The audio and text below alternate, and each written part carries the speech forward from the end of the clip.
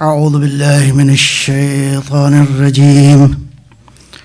بسم الله الرحمن الرحيم. الحمد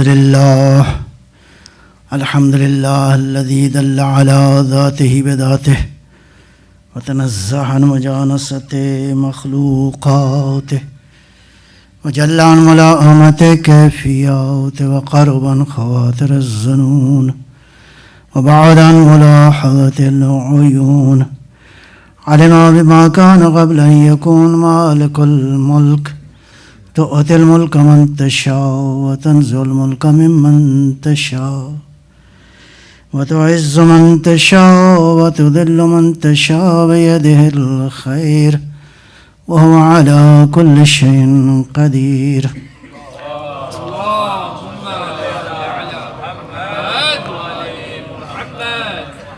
والصلاة والسلام على سيدنا أشرف الأنبياء والمرسلين سيد الأبرار ونخبة الأخيار زين الرسالة والنبوة ينبوع الحكمة والفتوة نبي الأنبياء وصفي الأصفياء الذي بنوره استطاعت الأنوار واستنارت الشموس والأقمار وبظهوره تجلت الأسرار الذي في السماء اسمه أحمد وفي الأرض أبي القاسم محمد.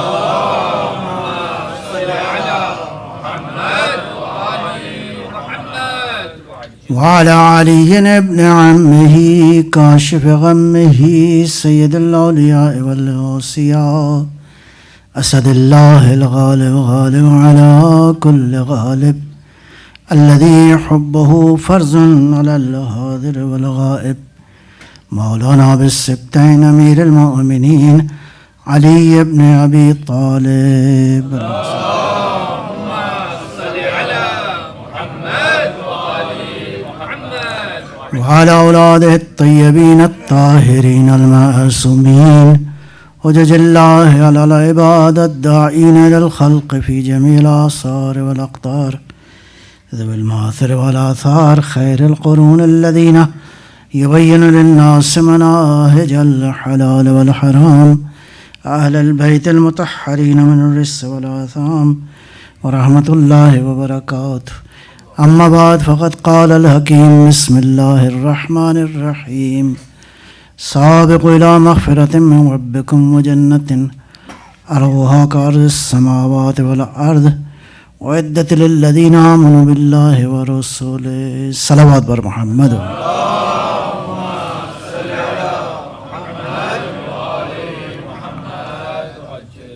بہرحال کچھ امور میں جلدی کرنی ہے. اللہ کا امر یہ ہے کہ تاخیر نہ کریں. تاخیر سستی والی تاخیر ٹھیک نہیں ہے. انسان اپنی طرف سے کوشش کرے کہ یہ عمل جو ہے وہ جلدی انجام دے. جلدی کیا کرنا ہے؟ سابقوا الی مغفرۃ من ربکم. اللہ کی مغفرت کو حاصل کرنے کے لیے اس لیے کہا جا رہا ہے کہ مغفرت کا مطلب ہے اپنی کلیننگ کرتے جاؤ، خدا کے نزدیک آتے جاؤ. یہ جتنا زیادہ صفائی کرو گے اتنا زیادہ خدا کا قرب حاصل ہوگا.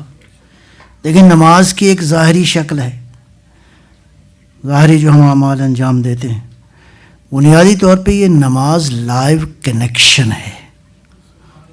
لائیو کنیکشن ہے. جب آپ کہتے ہیں اللہ اکبر تو آپ داخل ہو گئے کہاں پہ؟ خدا کی عبودیت کے ایک نظام کے اندر، جہاں ہر آدمی یہ تصور کرے کہ میں ہوں اور میرا معبود ہے. تو یہ لائیو کنیکشن ہو گیا. نماز پہ بہت ساری خوبصورت پہلو ہیں، اور یہ پھر لائیو کنیکشن یہ چلتے چلتے تعلیم یہ ہے کہ آخری جو آپ کا کنیکشن کیا ہے، السلام علیک ایھا النبی. ہاں اے نبی آپ پر سلام ہو. آپ کا لائیو کنیکشن ہے. You are establishing your connection to your profit. اس کا مطلب یہ ہے، یہ سلام یہ بتا رہا ہے کہ پروفٹ پہ جو ہمارا ایمان ہے یہ زندہ پروفٹ ہے. السلام علیک ایھا النبی، السلام علینا وعلی عباد اللہ الصالحین. پھر آپ کا کنیکشن خالی نبی سے نہیں ہے، علینا، سارے کے سارے مومن ایک دوسرے سے کنیکٹڈ ہیں. یہ جو بار بار قرآن فرماتے ہیں نا یا ایھا الذین آمنو، لیکن قرآن کریم میں خطابات مختلف ہیں. یا ایھا الانسان ہے، 2 بار آیا ہے اگرچہ، یا ایھا الناس ہے، یا ایھا الذین آمنو ہے، یا بنی آدم ہے. نبی کو خطاب ہے یا ایھا الرسول، یا ایھا النبی. یہ خطابات، ہر خطاب کا کانٹینٹ مختلف ہے. جب پروردگار فرماتے ہیں نا یا ایھا الناس، تو انٹرنیشنل کمیونٹی کو اللہ کا خطاب ہے، تمام در دنیا کے انسانوں کو، جس کا تعلق جو ہے وہ UN کے ساتھ ہے. جی تو سارے انسانوں کو خطاب ہے. ان تمام تر خطابات میں کانٹینٹ بالکل مختلف ہے. اور جب کہتا ہے فرماتا ہے نا یا ایھا الذین آمنو، اہل ایمان سوسائٹی کمیونٹی کو خطاب ہے پروردگار کا، براہ راست آپ سے خطاب ہے. اور اگر کوئی بڑا انسان آپ سے گفتگو کرنا چاہے تو کتنا اچھا لگتا ہے. ہاں اگر فرض کرو میں مولا حسین کی بارگاہ میں موجود ہوں، اللہ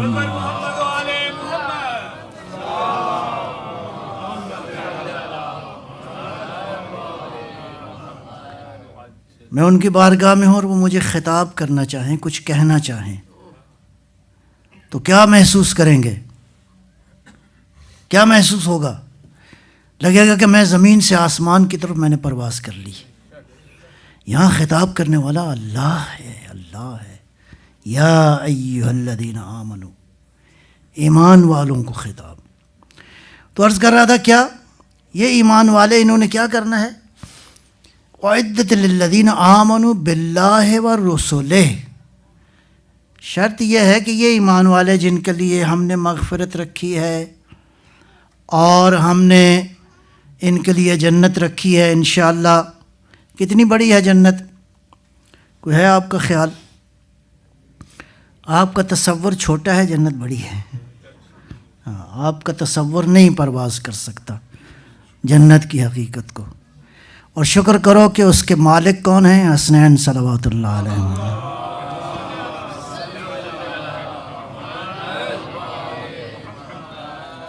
دریائے کرم، خدا کی رحمت کو جس نے دیکھنا ہو وہ حسن اور حسین کی بارگاہ میں آ جائے. ایک صلوات فرمائیں گے انشاءاللہ.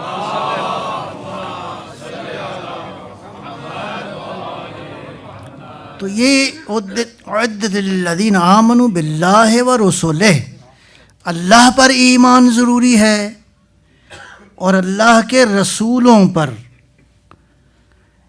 اس کا مطلب یہ میں نے عرض کیا آپ کی خدمت میں، سارے انبیاء پر ایمان کا مطلب یہ ہے کہ اس انسٹیٹیوشن پر ایمان لانا ہے. یہ انسٹیٹیوشن آدم سے لے کر کہاں تک جاتا ہے؟ مہدی علیہ السلام صلوات اللہ وسلم.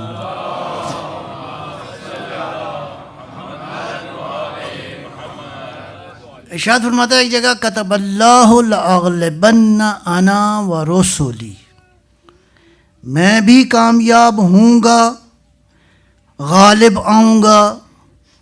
یہ غلبہ کیا ہے؟ غالب تو ہے، وہ قاہر ہے، قادر ہے، ساری کائنات کا نظام چلا رہا ہے. اس غلبے سے کیا مراد ہے؟ کتب اللہ، اللہ نے، اللہ از ریٹن.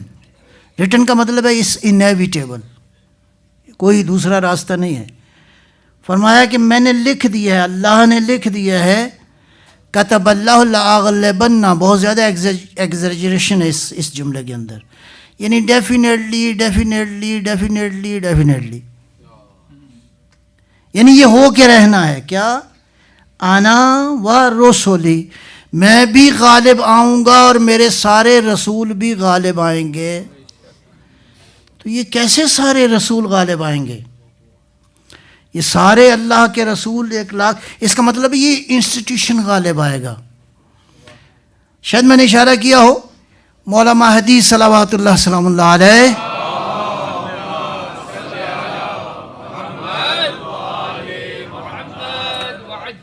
سارے انبیاء کو قوموں نے جھٹلایا. جی انبیاء تبلیغ کرتے رہ گئے، لوگوں نے جھٹلا دیا، ان کے معجزات کو قبول نہیں کیا. اس کا مطلب ہے کوئی ایک آئے گا جو سارے نبیوں کی حقیقت کو دنیا کے سامنے آشکار کرے گا، نبیوں کے معجزات کو بھی بیان کرے گا، بلکہ خود کر کے دکھائے گا. ہاں ایک معجزہ یہ ہے حضرت صالح علیہ السلام کا، کہ معروف ہے حضرت صالح علیہ السلام کے پاس گئے. یہ قومیں بھی عجیب و غریب ہوتی ہیں، ہاں خواہشیں بھی ان کی عجیب ہوتی ہیں. اینی تو جا کے کہا کہ اگر سچے نبی ہو تو ہم یہ کہتے ہیں کہ یہ اس پہاڑ سے اونٹنی ایک نکلا ہے باہر.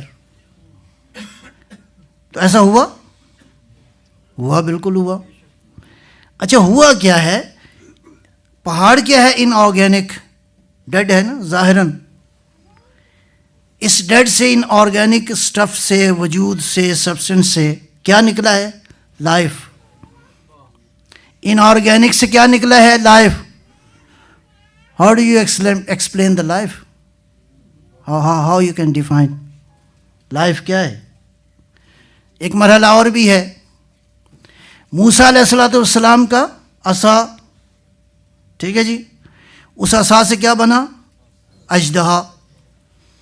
ٹھیک ہے جی، یعنی ان آرگینک سے کیا نکلا؟ لائف. اس نے جو کام اپنا کرنا تھا وہ کیا، کرنے کے بعد جو ہے وہ دوبارہ وہ اژدہا کیا بن گیا؟ عصا بن گیا. تو مجھے یہ بتائیں کہ ادھر اور ادھر ہے آرگینک، درمیان میں لائف ہے. How do you define the life? Life کیا ہے؟ یہ جو ہم نے سمجھا ہو نا لائف، کھانا پینا، جو پراپرٹیز ہیں ہمیں نظر آتی ہیں.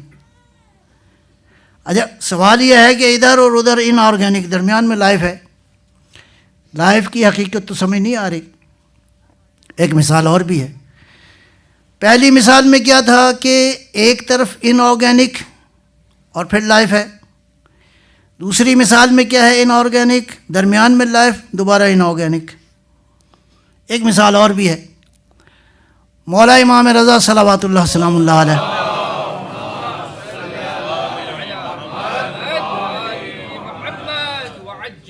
اشارہ کر کے گزروں گا اس واقعے کی طرف کہ مامون نے شرارت کی اور جادوگروں کو بلایا اور امام کو بھی بلایا.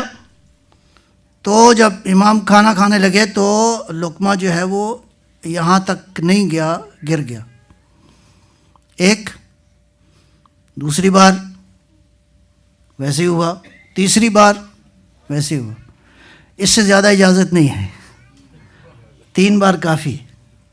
یا آپ توبہ کر لیں، انسان بن جائیں، یا آپ ضد رہیں. ضد کریں گے تو اس کا علاج پھر ہے. آپ نے ضد کی اپنے کفر کے اوپر، اب اس کا علاج ہے. بس یہ جب تیسری بار ہوا یہ عمل، تو مولا نے قالین پہ ایک عکس تھا، ایک شیپ تھی، وجود نہیں تھا، تصویر تھی. پہلی 2 مثالوں میں وجود ہے، یہاں وجود بھی نہیں ہے، خالی نقش ہے. ادھر نمائندہ الہی نے اپنی الہی نگاہ سے اس نقش کی طرف دیکھا اور دعا نہیں کی اے اللہ پروردگار اس نقش کو کیا بنا دے، بلکہ ادھر نگاہ کی، فرمایا شیر باہر آ جاؤ. جس کا ارادہ اللہ کا ارادہ ہو، اللہ کے ارادے کے سامنے کوئی رکاوٹ نہیں ہے. جیسے ہی کہا یہ شیر باہر آ جاؤ تو وہ تصویر نہیں تھی، وہ بلکہ حقیقی شیر تھا.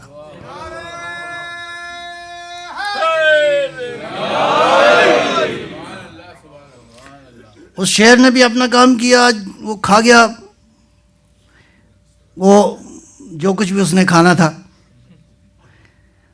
یہ منظر دیکھ کے تو وہ مامون جو ہے وہ پریشان ہو گیا، بے ہوش ہو گیا پہلے. تو اس کے بعد جب ہوش آیا تو کہنے لگا حضور ایک کام تو کریں، کم از کم وہ ہمارے وہ جادوگر تو واپس کر دیجئے۔ فرمایا اگر موسیٰ کے عصا کے بعد اژدہا نے جو کچھ کھایا تھا اس نے واپس کیا ہوتا تو یہ بھی واپس ہو جاتا ہے۔ ارے حیدری! تو اس کے بعد شیر نے ادھر ادھر دیکھا، اب اور گھبرا گیا، تو کہا مولا امر کیا ہے؟ فرمایا واپس چلے جاؤ۔ اب وہ شیر نہیں تھا، وہ نقش تھا۔ تو کہاں لائف کدھر ہے؟ Life, where is the life? ایک تیسری مثال بھی دے دوں، حضرت ابو طالب علیہ السلام کے والد گرامی،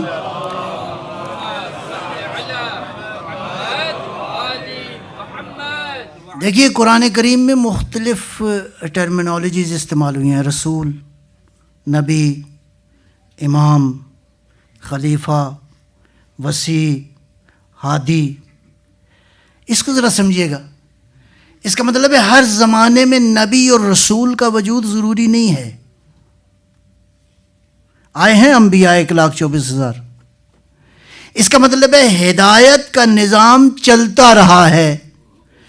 ایک ٹائم ہے جس کو فطرت کہتے ہیں، فا تا تے رے تے آخر میں پھر فطرہ۔ یہ زمانہ ہے حضرت مسیح علیہ السلام سے لے کر نبی مکرم صلوات اللہ سلام اللہ علیہ تک۔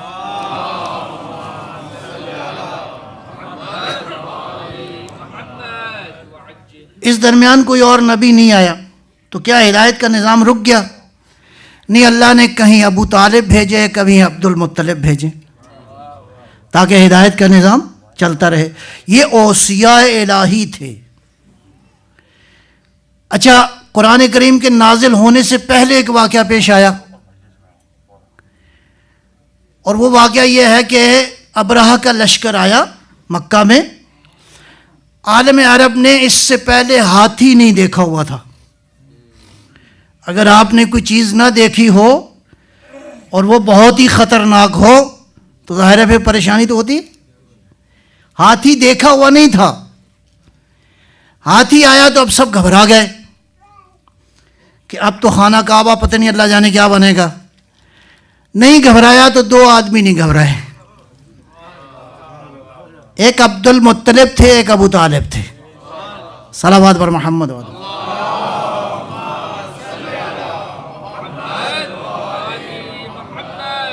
درود و سلام ہو حضرت عبد المطلب کے ایمان پر۔ اتنا قوی ایمان تھا کہ اللہ نے سورہ فیل نازل کر کے بتایا کہ یہ عبد المطلب کی دعا تھی کہ ہم نے خانہ کعبہ کی حفاظت کی ہے۔ اس واقعے میں کیا ہے؟ ادھر حضرت عبد المطلب نے دعا مانگی تو پہلی ساری مثالوں میں کہیں ایک وجود تھا، زندگی آئی۔ یہاں کچھ نہیں تھا، ابابیل آئے، اپنی کاروائی کر کے چلے گئے، نہ ادھر کچھ تھا نہ ادھر کچھ تھا، درمیان میں زندگی تھی۔ مجھے بتائیں زندگی کیا ہے؟ صلوات بر محمد وعلیہ۔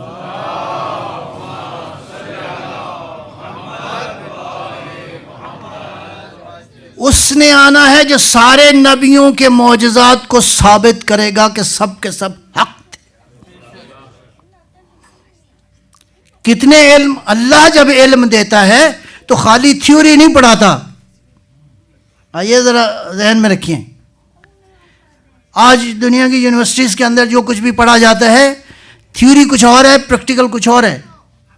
پروردگار جب علم دیتا ہے تو ساتھ ہی قدرت بھی دیتا ہے۔ جتنا علم دیتا ہے اسی قدر قدرت دیتا ہے۔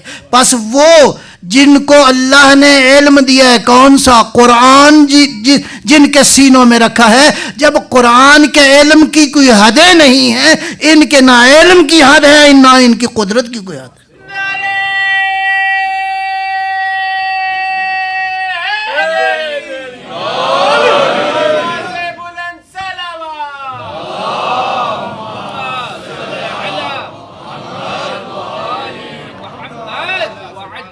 آج آپ اشارہ کرتے ہیں دروازے کھل جاتے ہیں، دروازے بند ہوتے ہیں، لیکن ان کی قدرت یہ ہے زمین پہ بیٹھ کے ان کی انگلی اشارہ کرتی ہے، چاند دو ٹکڑے ہو بھی جاتا ہے اور جڑ بھی جاتا ہے۔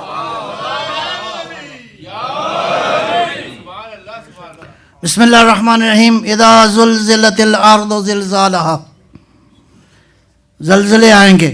بہرحال مفسرین کی رائے اپنی جگہ قابل احترام ہے، میری انڈرسٹینڈنگ کچھ اور ہے اس سورہ کے بارے میں۔ یہ سورہ زلزال امام زمانہ کے ظہور کا سورہ ہے۔ اللہم صلی علی اذا زلزلت الارض زلزالہا، جب زلزلے آئیں گے۔ اگلے مرحلے میں کیا ہے؟ اخرجت الارض اثقالہا، زمین اپنے خزانوں کو اگلے گی، خزانوں کو نکالے گی۔ ابھی سارے خزانے نہیں نکلے، ابھی تو یہ کچھ خزانے نکلے ہیں جس کی وجہ سے یہ ساری دنیا میں مسئلہ بنا ہوا ہے۔ ہاں، یہ کچھ خزانے ہیں زمین کے۔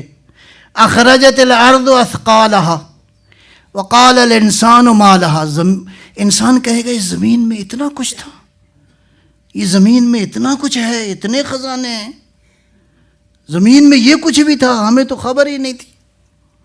قال الانسان ما لہا، یہ زمین کو کیا ہو گیا اتنے خزانے نکال رہی ہے۔ اچھا، اس کا جواب کیا ہے؟ پروردگار فرماتا ہے اسی اگلے مرحلے میں، یہ خزانے اس لیے نکال رہی ہے زمین، اوہا رب او صلوات پر محمد و آل محمد۔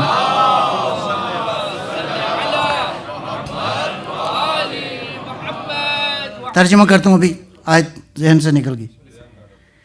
پروردگار نے اس کو وحی کی ہے کہ خزانے نکالو، اللہ نے وحی فرمائی ہے کہ خزانے نکالو۔ یہ وحی اور خزانوں کا کنیکشن ذرا دیکھیے گا۔ اس کا مطلب ہے اس سے پہلے وحی نہیں کی، اس کا مطلب ہے جب وارث وحی آئے گا زمین کو اشارہ کرے گا، زمین اپنے خزانے نکالنا شروع کرے گا۔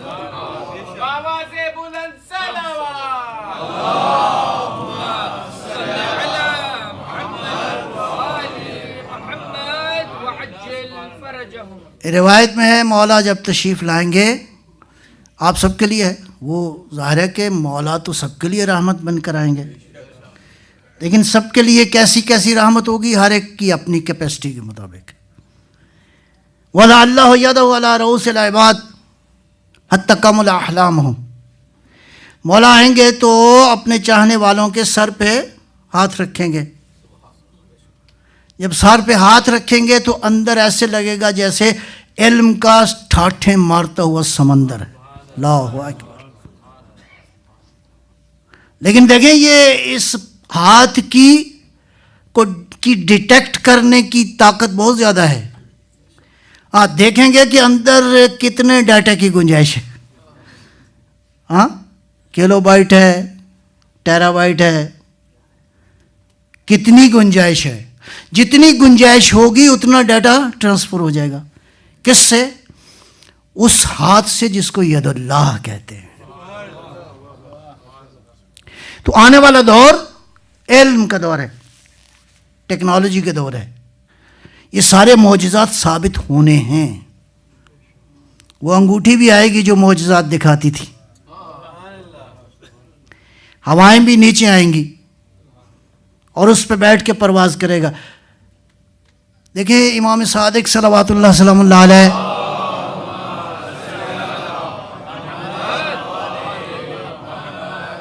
کی ایک حدیث یاد آ گئی۔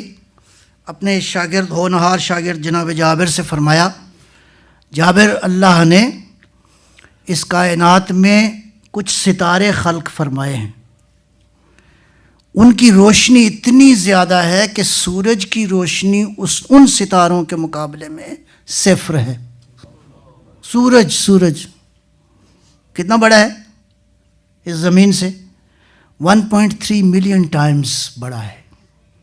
یعنی 13 لاکھ زمینیں ہوں تو ایک سورج ہے، اور روزانہ کتنی انرجی دیتا ہے یہ؟ اگر پروردگار 1 گھنٹے کا بل دنیا والوں سے مانگ لینا تو آپ دے نہیں سکتے۔ سبحان اللہ۔ کتنا کریم ہے وہ پروردگار. تو فرمایا کہ ایسے ستارے ہیں. بہرحال دنیا وقت گزرتا رہا. 1960s آنورڈ انسان نے مطالعہ کرنا شروع کیا ٹیلیسکوپس کے ذریعے، جتنی بھی بہرحال اس وقت ہیں، ہبل ٹیلیسکوپ اور پتہ نہیں کون کون سی. تو پتہ چلا کہ وہ پہلی والی تھیوری باطل ہو گئی آئنسٹائن کی کہ اس کائنات کا، البتہ یہ لوگ اس کو کائنات کہہ رہے ہیں دنیا والے، کائنات نہیں ہے یہ. میں عرض کر چکا ہوں یہ پہلا آسمان ہے. پہلا آسمان ہے جس میں کتنے ستارے ہیں؟ 20 ٹریلین گلیکسیز ہیں. آگے کتنے ہیں بہرحال وہ آپ حساب کریں خود ہی. یہ پہلا آسمان ہے. بہرحال وہ تھیوری باطل ہو گئی کہ اس کائنات کا ڈائیمیٹر جو ہے وہ 3 بلین لائٹ ایئر ہے. جب انسان نے اس کائنات کا مطالعہ کرنا شروع کیا تو پتہ چلا 9 بلین کے فاصلے پہ بھی کچھ ستارے ہیں. پھر پتہ چلا 12 بلین کے فاصلے پہ بھی ستارے ہیں، کویزرز. ان کویزرز میں جو روشنی یہ کویزرز اومٹ کر رہے ہیں، جو نکال رہے ہیں، اتنی شدید ہے کہ اس روشنی کے مقابلے میں سورج کی روشنی صفر ہے. صلوات بر محمد و آل محمد.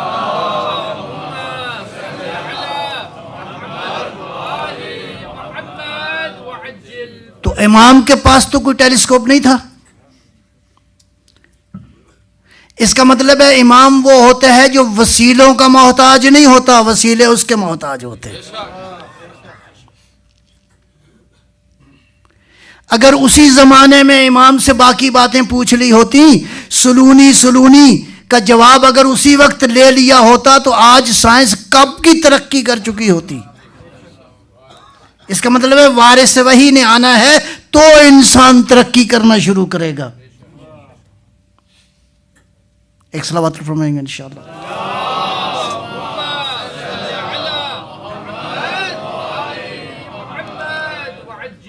صاحب ایمان کا وجود نور امٹ کرتا ہے. اب تو خیر سائنس نے کہا ہر انسان، جو آپ سوچتے ہیں اپنے وجود سے آپ وائبس نکال رہے ہوتے ہیں. اگر نیگیٹو سوچ رہے ہیں تو نیگیٹو وائبس آپ کے وجود سے نکل رہی، اور اگر پازیٹو سوچنا شروع کریں گے تو پازیٹو وائبس، اور کم از کم 40 میٹر کی رینج تک اس کا اثر ہوتا ہے. اور اگر آپ سب پازیٹو سوچنا شروع کریں گے تو سوسائٹی نورانی ہو جائے گی، رشتے مضبوط ہو جائیں گے، کنیکشن مضبوط ہو جائیں گے، اور پروردگار سب کو نور عطا کرے گا. قرآن کا وعدہ ہے. دیکھیں، جب آپ پازیٹو سوچنا شروع کریں گے تو اللہ ایک نور قرار دے گا. یا ایھا الذین آمنوا اتقوا اللہ، اے ایمان والو تقوی اختیار کرو. وآمنوا برسولہ، عجیب آیت ہے. ایمان والوں کو حکم ہے کہ تقوی اختیار کرو. تو ایمان والا تو وہی ہوتا ہے جو متقی ہو انشاءاللہ.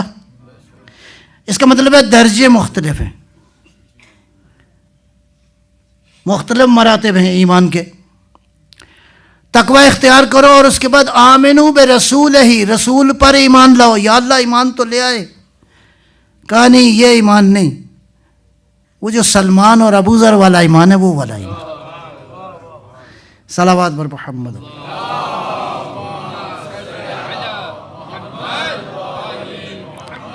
اگر یہ عمل کرو گے یؤتیکم کفلین من رحمتہ، اللہ ڈبل رحمت دے گا. وَيَجْعَلْ لَكُمْ نُورًا، پروردگار تمہیں نور عطا فرمائے گا.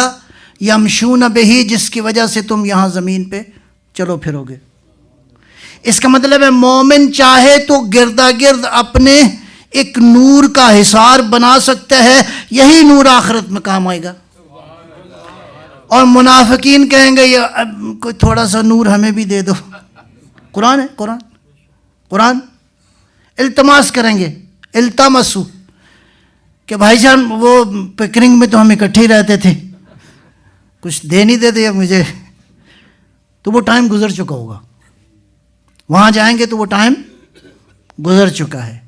عزیزان گرامی, مومن کا کام ہے پازیٹیو وائبس کو اومٹ کرنا, نیگیٹو ہونا مومن کا کام نہیں ہے.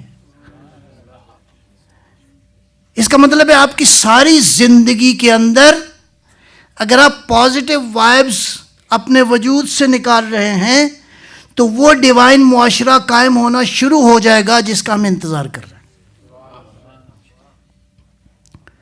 لہذا یہ جو کنیکشنز ہیں, یہ جو رابطے ہیں کمیونٹیز کے, ان کو برقرار رکھنا واجب ہے, واجب. آج موجودہ ماڈرن سویلائزیشن نے کیا کیا ہے, ان تعلقات کو توڑ کے ہر ایک کو انڈیویجول بنا دیا ہے. ہر ایک کو توڑ کے ہر ایک کی گاڑی اپنی ہے, ہر ایک کا موبائل اپنا ہے, ہر ایک کا کمرہ اپنا ہے. بڑی مشکل سے گھر میں کہیں کچن میں ملاقات ہو جائے تو ہو جائے. ہم ایک دوسرے کے کنسرنز ہمارے کنسرنز ہی نہیں ہیں. نہیں, آپ اگر کمیونٹی بننا چاہتے ہو تو میں نے پہلے بھی عرض کیا آپ کی خدمت میں, کیسی کمیونٹی ہو, جیسی شب عاشورہ تھی, خوبصورت کمیونٹی, کوئی فرق نہیں تھا, سب کا رنگ ایک تھا, سب کا رنگ حسینی رنگ تھا. کون ہے حسین؟ حب الحسین یجمعنا, حسین کی محبت نے ہمیں سب کو ایک جگہ اکٹھا کر دیا ہے. اب زبانوں کا اختلاف ختم, علاقوں کا اختلاف ختم, چوائس کا اختلاف ختم, ہر کوئی کون ہے؟ حسینی. اور حسینی وہ ہوتا ہے کہ جو حسین کے رنگ میں ڈھلا ہوا ہو. یہ وہ معاشرہ, وہ کمیونٹی. عزیزان, رشتوں کو باقی رکھنا واجب ہے. رشتے کہیں ایگو کی وجہ سے ٹوٹ نہ جائیں. ایگو امپورٹنٹ نہیں ہے, رشتے امپورٹنٹ ہے. رشتوں کی ایک پرائس ہے, ہر رشتے کی ایک پرائس ہے, اور وہ پرائس کیا ہے؟ اسمائل. وہ پرائس ہے مصافحہ کرنا, وہ پرائس ہے اعتماد کرنا, وہ پرائس ہے تاکہ کسی طرح یہ رشتہ باقی رہے. زندگی کتنی ہے؟ میں نے عرض کیا آپ کی خدمت میں, 100 سال 150 سال اگر مل جائے. اگر دنیا میں دنیا کے 50,000 سال ہوں, آخرت کا ایک دن ہو, ذرا کمپیریزن کریں, آپ کو 100 سال اگر زندگی مل جائے تو پلک جھپکنے میں ختم. لہذا بس آخری بات عرض کرتا ہوں آپ کی خدمت میں, ایک صلوات اللہ فرمائیں گے انشاءاللہ.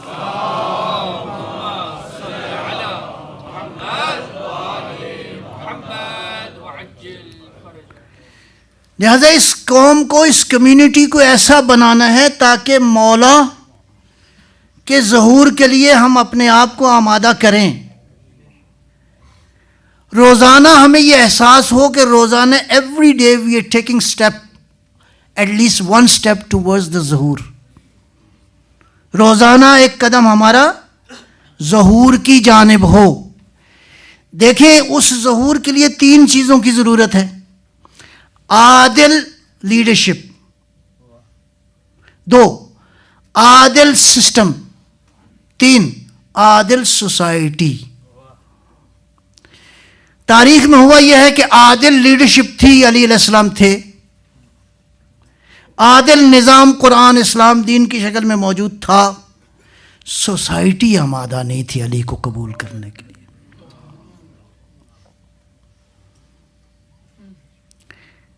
امیر المومنین کے دور میں ایک واقعہ ہوا. شہر انبار پہ لشکر شام نے حملہ کیا اور ایک فوجی نے ایک حرکت کی. ابھی بھی ہے وہ شہر انبار عراق کے اندر.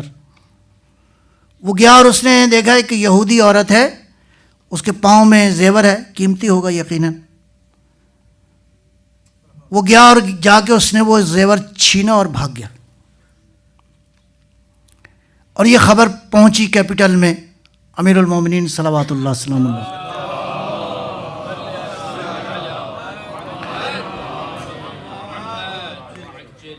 تو نہج البلاغہ میں موجود ہے، میں ترجمہ مفہوم اس کا عرض کر رہا ہوں آپ کی خدمت میں.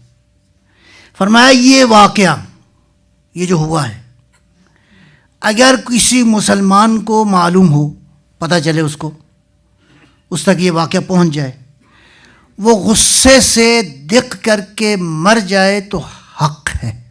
اللہ اکبر. یہ ہے علی کی عدالت، یہ ہے عدالت علوی.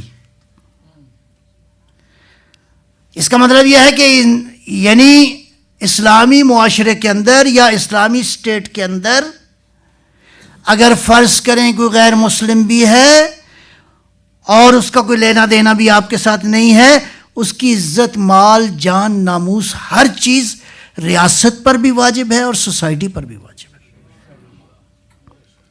امام عادل کا انتظار ہے. اس کا مطلب ہے سوسائٹی عدالت کے لیے آمادہ ہو تاکہ عادل حکمران آئے اور عادل نظام کو نافذ کر دے. اس عادل کا انتظار ہے. لہذا یہ ساری کی ساری چیز کنیکٹڈ ہے ایک دوسرے کے ساتھ. بالکل ایسا نہیں ہے کہ دین میں ایک پہلو تو ہے اور دوسرا پہلو نہیں ہے. انسانی زندگی، ہیومن لائف، انسانی زندگی، چاہے وہ فرد کی زندگی ہو چاہے معاشرے کی زندگی ہو، اسلام نے ہر باب میں رہنمائی فرمائی ہے. اگر نہ فرمائی ہوتی تو یہ کامل دین نہیں ہوتا، یہ دین مکمل ہو گیا. بس آخری بات اور آج کی بحث مکمل. دین کب مکمل ہوا؟ الیوم اکملت لکم دینکم. جب الہی قیادت کا اللہ نے قیامت تک کے لیے انتظام کر دیا. علی کو پیغمبر نے خلیفہ اور مولا بنایا یا کچھ اور ہوا ہے؟ پیغمبر نے اعلان کیا ہے، بنانے والا خود خدا ہے، اور اس کے اصول قرآن میں موجود ہیں. بس مختصراً اشارہ کروں گا. حضرت اسماعیل علیہ السلام فلسطین میں حضرت طالوت کا واقعہ موجود ہے سورہ بقرہ کے اندر 247-48 میں. مختصر یہ ہے کہ بنی اسرائیل والے آئے اور کہا کہ اس وقت ہمارا تابوت سکینہ بھی غائب ہے، جالوت ہمارے اوپر حکمران ہے، ہم چاہتے ہیں اس جالوت کا مقابلہ کریں، اجعل لنا ملکن، ہمارے لیے کوئی لیڈر بنا دیجئے. تو حضرت اسماعیل علیہ السلام نے جناب طالوت کے بارے میں اعلان فرمایا. کیا فرمایا؟ ان اللہ بعث لکم طالوت ملکن، اللہ نے بنا دیا ہے طالوت کو تمہارا لیڈر، تمہارا رہبر بنا دیا ہے. تو کس نے بنایا؟ اللہ نے بنایا. نبی نے اعلان کیا، پبلک آ گئی، کہا کہ یہ شریف آدمی، یہ ہمارا لیڈر ہوگا. کیوں؟ دو چیزیں تھیں. ایک تو وہ جوان تھے، تقریباً 40 years he was about. دوسرا یہ ہے کہ کہا کہ لم یؤت سعۃ من المال، اس کے پاس تو پیسے ہی نہیں ہیں، مال و دولت ہی نہیں ہے. تو سائیکی ابھی بھی آج بھی یہی ہے. لوگ سمجھتے ہیں کہ جس کے پاس مال و دولت ہو وہ اچھا لیڈر ہوتا ہے. قرآن نے اعلان کیا اچھا لیڈر وہ نہیں ہوتا جس کے پاس مال و دولت ہو، وہ ہوتا ہے جو مال و دولت ہو اور اپنے ہاتھ میں نہ رکھے.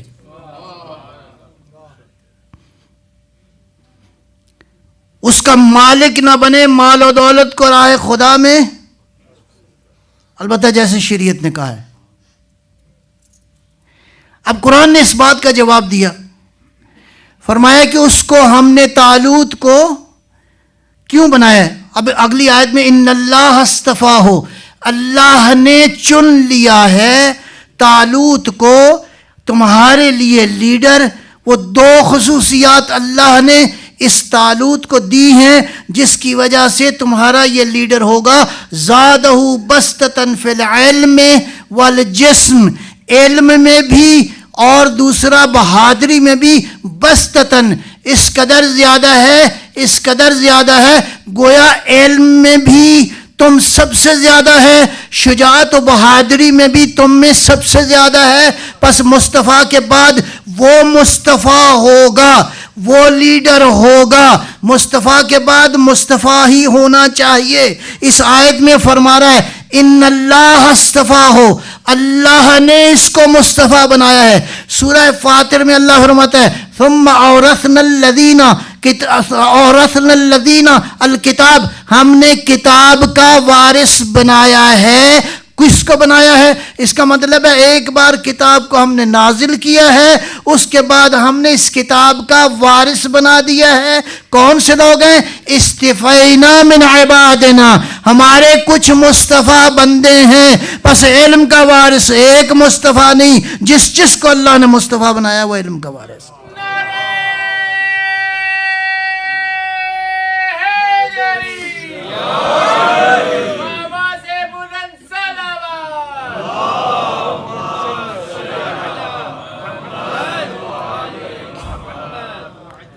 لہذا انسانوں کی ہدایت کا نظام ان علینا للہدی، فرمایا ہدایت ہمارے ذمے ہے۔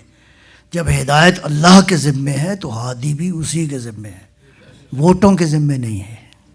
ہاں، قرآن کے جو حق بات سنا دیتا ہے، فی الارض خلیفہ کی صدا دیتا ہے، قرآن کے جو حق بات سنا دیتا ہے، فی الارض خلیفہ کی صدا دیتا ہے، جمہور کی آواز خلافت تو نہیں، یہ منصب عالی تو خدا دیتا ہے۔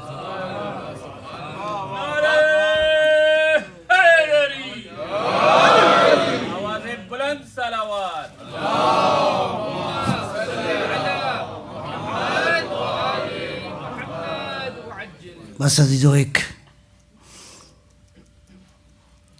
اسی کا تسلسل، خدا کی قسم اگر جس شہید کا میں ذکر کرنا چاہتا ہوں، اگر دنیا میں اگر کسی نے سفارتکاری کے اصول سیکھنے ہیں تو جناب مسلم رول ماڈل ہے۔ کون مسلم؟ جس کو حسین نے اپنا بھائی کہا ہے، قابل اعتماد کہا ہے، وہ مسلم جو تنے تنہا سارے شہر کی فوج سے لڑ سکتا ہو، اس مسلم کو بے دردی کے ساتھ شہید کر دیا گیا۔ آپ احساس کریں گے، آپ کو 18,000 لوگ آپ کی حمایت کر رہے ہوں اور ایک مرحلہ آئے کہ آپ کے ساتھ کوئی بھی نہ ہو، کیا مظلومیت تھی مسلم کی۔ بس میں مختصر کروں گا اپنے مضمون کو، آپ کے ذہنوں میں آ گئی بات۔ مسلم خدا کی قسم اگر چاہتے دارالامارہ پہ قبضہ کرنا تو ہرگز مشکل نہ تھا، لیکن دارالامارہ پہ قبضہ نہیں کرنا، حسین کا پیغام پہنچانا ہے کوفہ میں۔ جب جناب مسلم کو قید کر کے لے گئے دارالامارہ میں تو جناب مسلم کی آنکھوں میں آنسو تھے۔ اللہ اکبر۔ کسی نے کہا مسلم تیرے جیسے شجاع کی آنکھوں میں آنسو ہیں، ڈر گئے ہو؟ کہا خدا کی قسم موت سے نہیں ڈرا، ڈر اس وجہ سے رہا ہوں کہ میں نے حسین کو لکھ دیا ہے کہ کوفہ تیار ہے۔ ارے میرا مولا آئے گا تو کس لیے آئے گا؟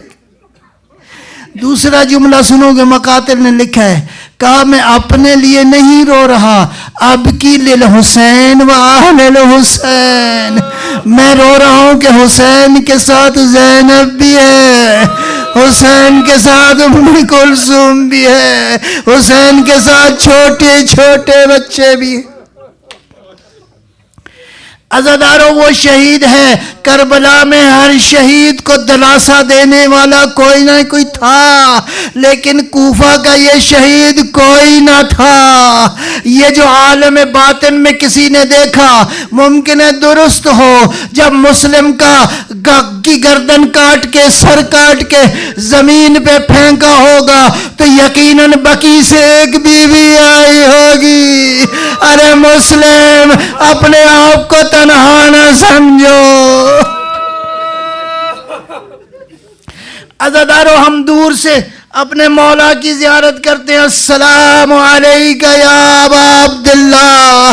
مسلم کا سر کٹنے سے پہلے ایک دفعہ رخ کیا قافلہ حسین کی جانب اور دور سے روتی ہوئی آنکھوں کے ساتھ کہا السلام علیکہ یا ابا عبداللہ، مولا میرا سلام قبول کیجئے۔ اے کاش کہ میں بتا سکتا، کوفہ اس قابل نہیں ہے جو آپ کی میزبانی کر سکے۔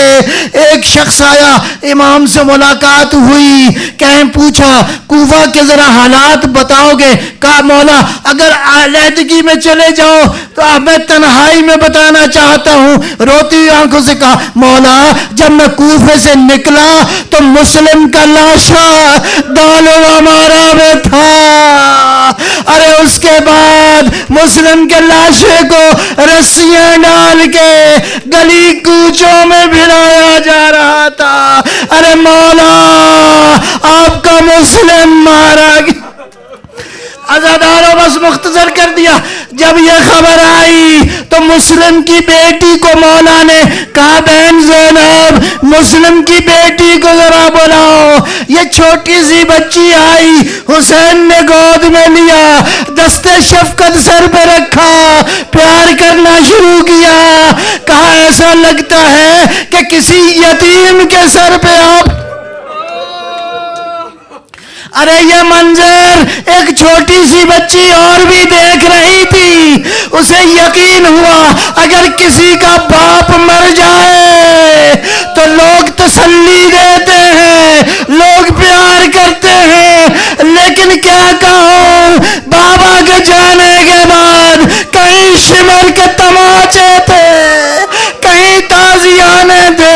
عزادارو ایک منظر یہ ہے، کٹے ہوئے گلے کے اوپر بچی بوسے لے رہی تھی، بابا سے گلا کر رہی تھی، اتنے میں تاریخ نے مقاتل نے ایک جملہ لکھا ہے، عزادارو سنو گے، اجتمعت عدت من العرب، ایک نہیں کچھ عرب آئے اس بچی کو حسین کے لاشے سے جدا کرنا چاہتے ہیں، نہیں کر سکتے۔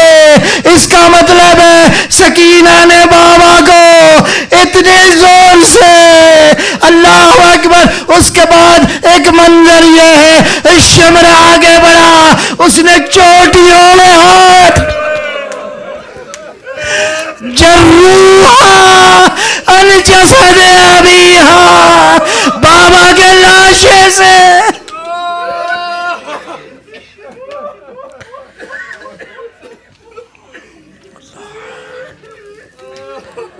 سیعلم الذین ظلموا ایام ماتم حسین۔